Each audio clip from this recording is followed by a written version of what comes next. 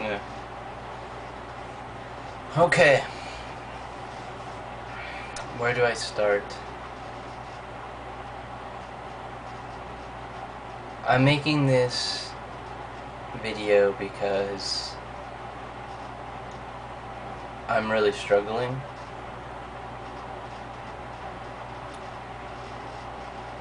My life isn't necessarily bad, but I'm not super happy. And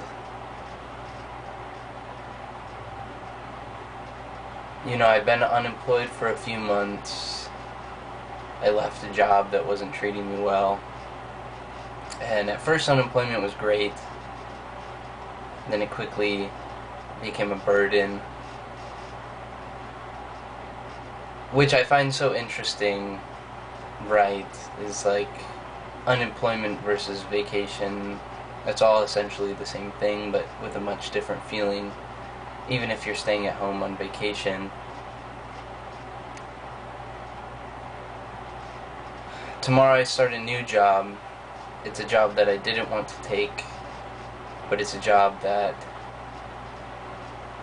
is technically in my profession, but I also don't love my profession.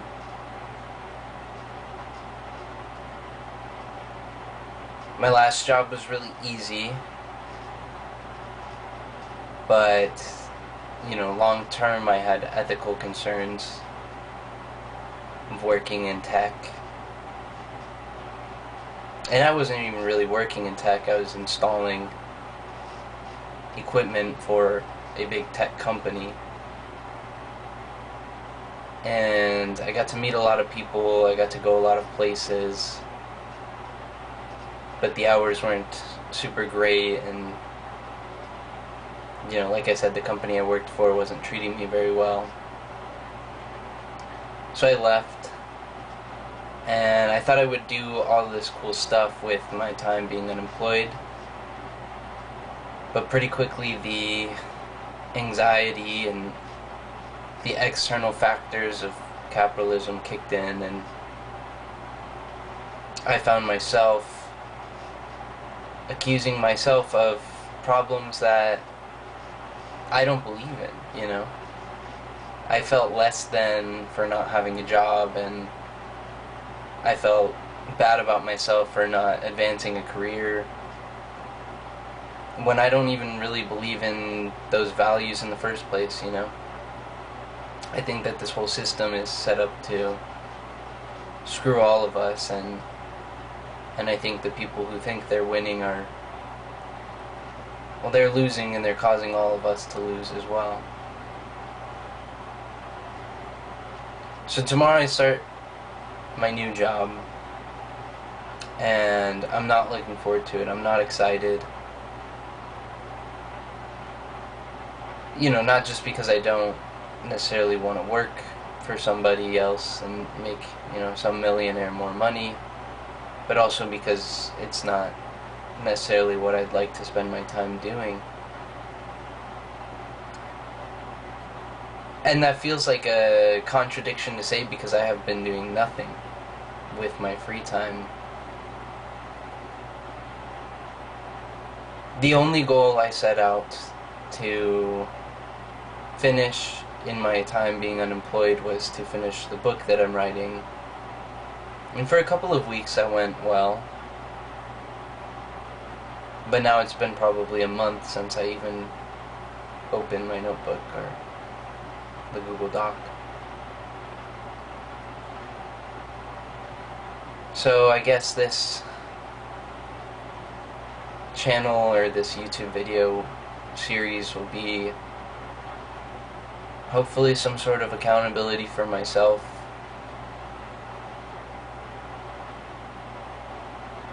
I just want to do a little bit better. I want to do better at expressing gratitude. I want to do better at taking advantage of the time that we do have left.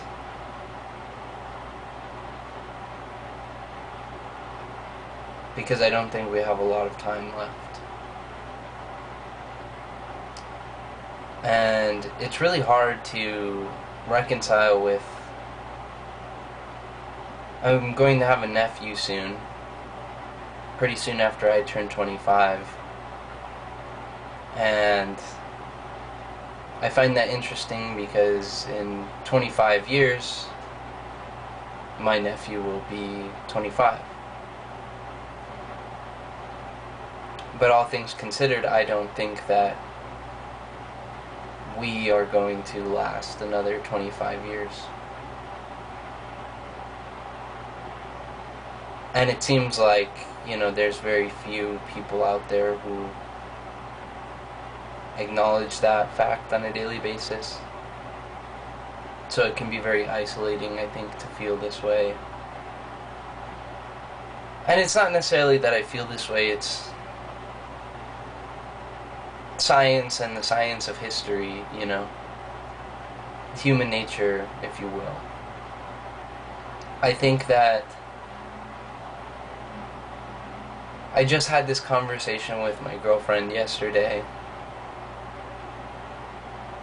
and she made a remark about how she still remembers the song she made for the quadratic equation when she was in 7th grade. And it got me thinking. I was like, 7th grade is pretty young to learn about the quadratic equation. And for those of you that don't know, the quadratic formula, a quadratic function, is essentially an exponential graph. And it shows the rate of exponential growth or exponential loss. And I find that so funny because as humans, we spend so much time. All of the biggest companies in the world are engineer-based and tech-based, mathematics-based companies. The one thing we never account for is also the thing that we chase, which is exponential growth. But even as early as 7th grade, when your teacher makes you write down, draw the graph of a quadratic equation, you can see how quickly it goes off the charts. That's the entire point of exponential growth. And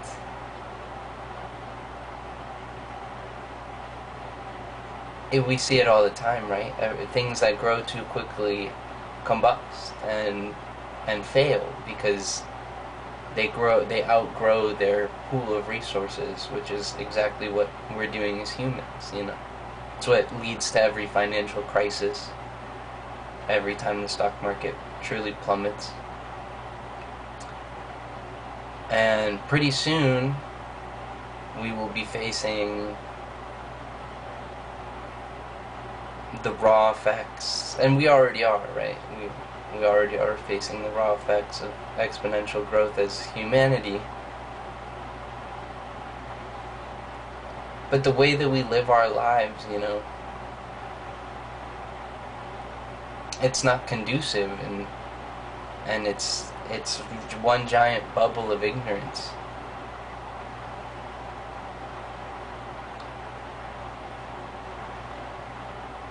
I'm going to be turning 25 soon, and the British Association of Actuaries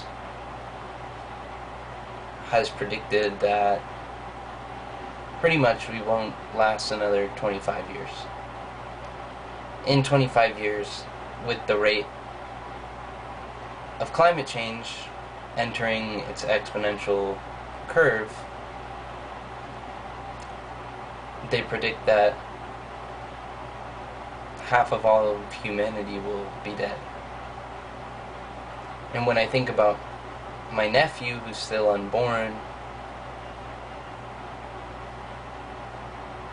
I think about, well, he's not even a statistic in that number because he's not born yet, but will he be around? What kind of world will be around? Will I be around? And of course, that change won't happen slowly or gradually.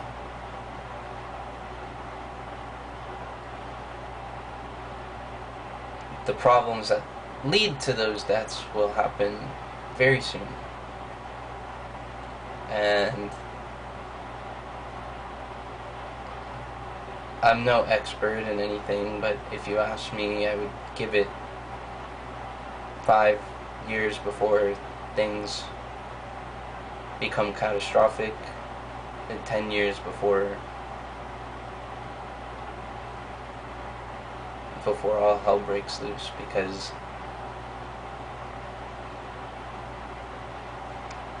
somehow the miracle of humanity is that we always outdo expectations.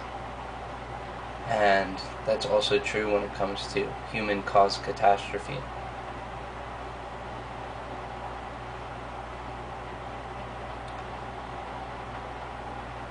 So I'm left to sit here thinking, the significant number to me is 25, but it's really not significant at all, because it has started already. The effects of climate change, they'll only get worse. Things will only get more expensive. There will be no return to any sort of golden era. Alright. You'll have to excuse the quality change. My camera ran out of storage. Little cyber shot. And it'll take too long. I'll lose my train of thought. I already have a little bit. But yeah, so I'm left to live with this number 25, and I've placed some sort of false significance on it based on my own reality, and my own nephew, and my own age. But for other people, it's now, Many people don't have 25 years, they have 25 weeks, 25 minutes. People are already being locked up by immigration, killed by immigration, dying in wars that they never asked for. And none of these things are new. That's something that people always tell you, or, my own parents love to remind me that life has never been easy or safe, and humanity has never been truly good. There's never been a truly golden era. There's always somebody taking advantage of somebody else, and wars that nobody asked for, and things like that. And that, relatively speaking, this has been one of the better time periods to live in as a human. Which I don't fully disagree with, especially as somebody in a privileged position. But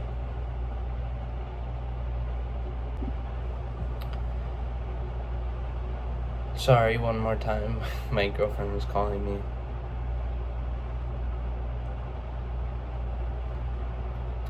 The point I wanted to make about that, this idea that this is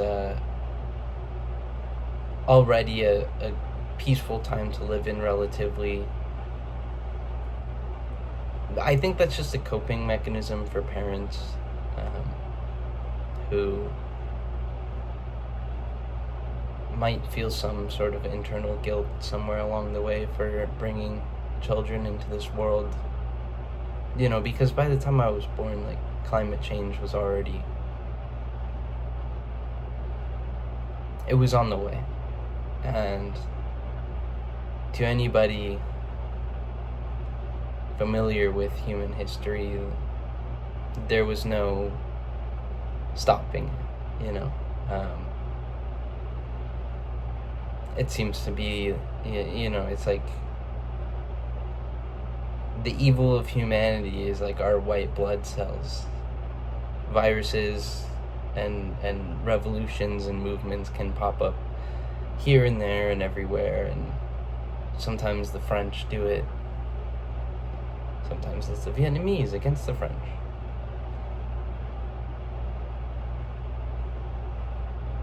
Sometimes it's kids in detention.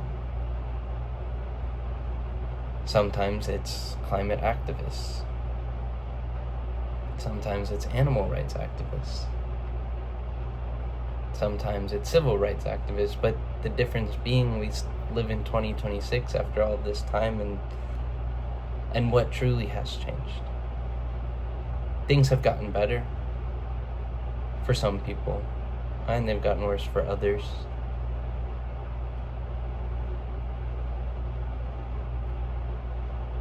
But every positive movement has been a blip in the relative nature of humanity. And the quote-unquote winners always seem to be the ones hell-bent on destroying all of us. And I think the unique part about Gen Z, for instance, and maybe even millennials, and definitely Gen Alpha, and maybe not Gen Alpha, but I feel like for Gen Z specifically, the lie that was sold to our parents and us as children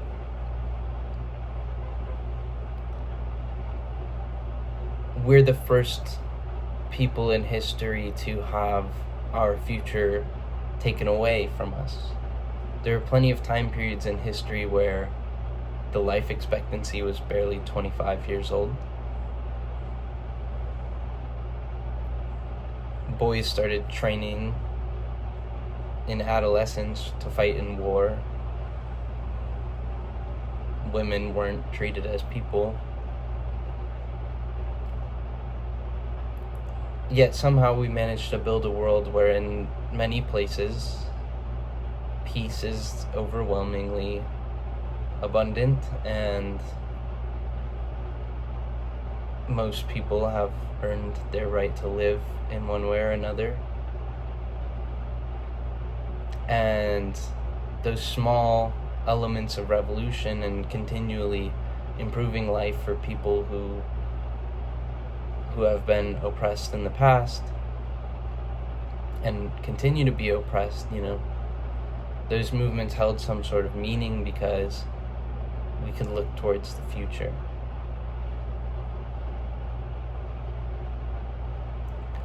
I don't think there is a future anymore, not for humanity.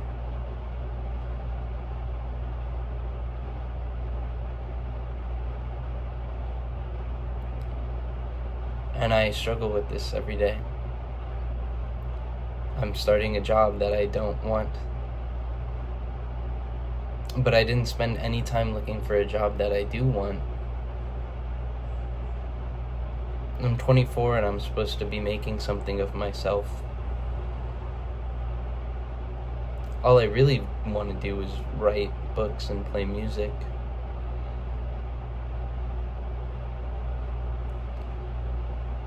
Which I can definitely do, but I'm battling my own forms of depression.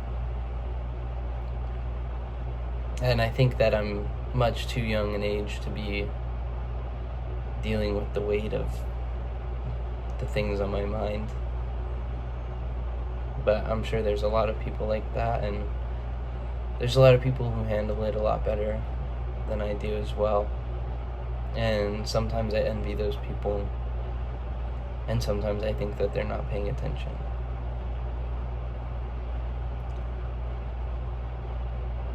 So I don't know exactly what I hope to gain from starting this YouTube channel. I don't know if anybody will ever listen to these videos.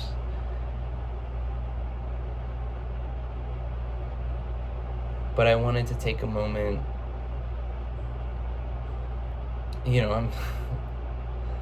I'm 24, and I almost reached for alcohol, and you can see it's daylight, and I thought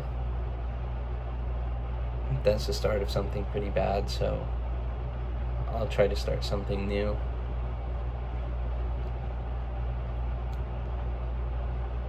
I'm grateful for a lot of things. I'm grateful for my cat, Blue. I'm grateful for my girlfriend. I'm grateful for my family, and my new nephew. I'm grateful to have a roof over my head. And I'm grateful for all of my friends who consistently check in on me. I'm grateful for the opportunities I have had to learn and study, and the experiences and the people I've gotten to meet. I'm grateful for the medical care I've had access to that's kept me healthy.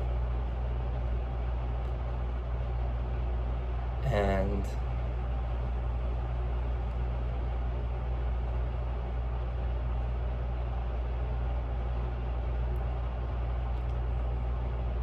the difference being, I don't know yet if I'm grateful for this life that I have, but I'm trying to be more grateful. But some days it gets really hard.